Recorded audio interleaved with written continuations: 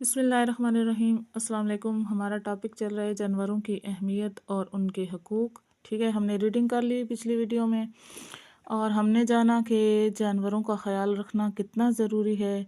اللہ تعالیٰ نے جانوروں کے خیال رکھنے کے بارے میں کیا فرمایا، رسول پاک صلی اللہ علیہ وآلہ وسلم نے، اور ہمیں کس طرح جانوروں کا خیال رکھنا چاہیے۔ تو مشق میں سب سے پہلا سوال ہے کہ درست جواب کا انتخاب کریں۔ گھونسلے میں سے نکالے گئے بچوں کو رکھ دیا گیا، پنجرے میں، زمین میں، جھاڑی میں یا گھونسلے میں؟ تو درست آپشن ہے گھونسلے میں۔ قرآن مجید میں سب سے طویل سورہ سورۃ البقرہ میں تذکرہ ہے گائے کا۔ بقرہ کا مطلب ہے گائے۔ کتے کو پانی پلانے والے آدمی کے ساتھ اللہ تعالیٰ نے معاملہ فرمایا، یعنی کہ اللہ تعالیٰ نے اس کو بخش دیا اور جنت میں داخل کر دیا۔ نیکسٹ جو ہے وہ ہمارا ہے کہ اللہ تعالیٰ اچھا سلوک کرنے پر اجر عطا فرماتا ہے ہر جاندار کے ساتھ۔ ٹھیک ہے، ہر جاندار کے ساتھ اچھا سلوک کریں تو اللہ تعالیٰ اجر عطا فرماتا ہے۔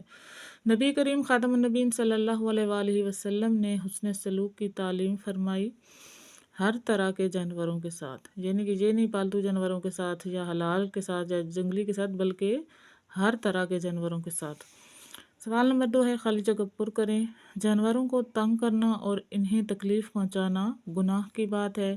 بعض جانوروں سے ہمیں گرم لباس اور گوشت حاصل ہوتا ہے۔ اللہ تعالیٰ نے پیاسے کتے کو پانی پلانے والے شخص کو معاف فرما دیا۔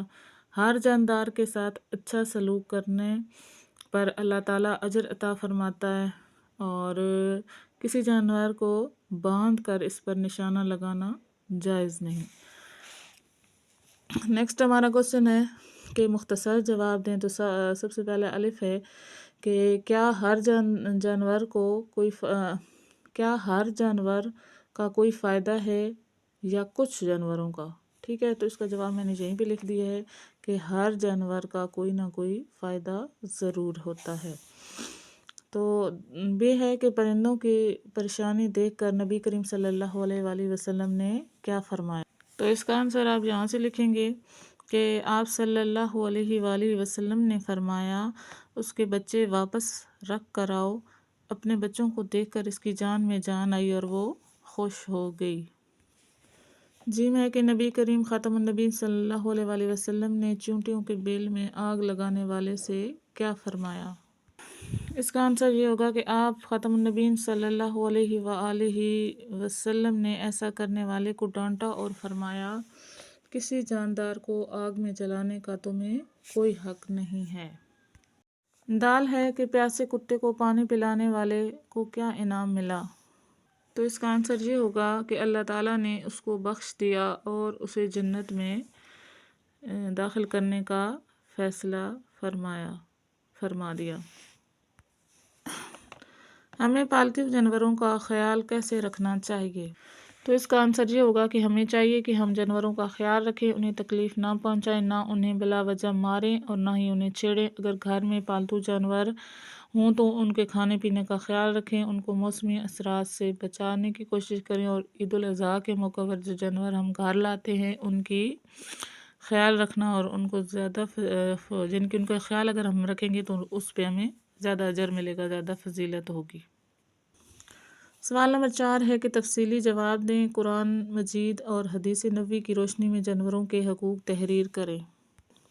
تو اس کا آنسر یہاں سے سٹارٹ ہوا کہ قرآن مجید میں اللہ تعالیٰ نے جانوروں کے فوائد و خصائص اور ان کے منافع کے بارے میں یوں فرمایا ہے۔ یہاں سے سٹارٹ کریں گے، یہ پورا لکھیں گے، یہ بھی پورا لکھیں گے، اور جہاں تک یہ حدیث ختم ہو رہی ہے یہاں تک آپ کا فرسٹ لانگ کا آنسر کمپلیٹ ہوگا۔ دوسرا سوال ہے کہ سیرت طیبہ سے جانوروں کے ساتھ حسن سلوک کا واقعہ جو ہے وہ تحریر کریں۔